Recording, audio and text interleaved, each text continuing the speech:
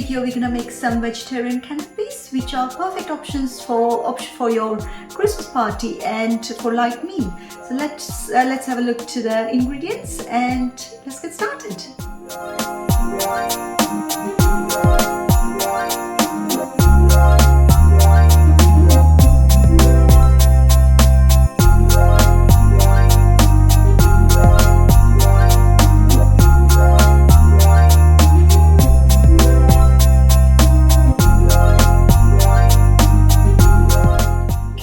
Make our stuffing now. So I'm just putting about a tablespoon of oil.